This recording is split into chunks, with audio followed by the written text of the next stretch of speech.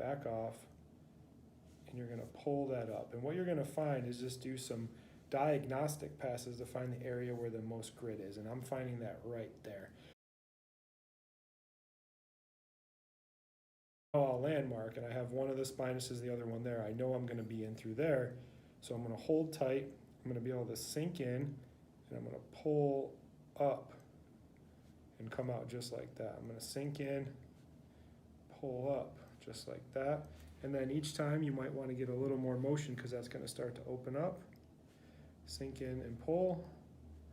Get about 5 to 7, maybe 8 or 9 in this area because it can take more. And then move up to the next one. And the really good part about the instrument treatment is once it's had enough, it starts to get red. You don't want to push it any further than that. A lot of people go too hard and it actually creates too much inflammation. So you want to have enough just to get a red feeling in there. And essentially that's the body's way of saying it has enough. You always want to do less is always better than more because you can't go back from that. So we find some redness and then we know to leave it alone and let it chill out.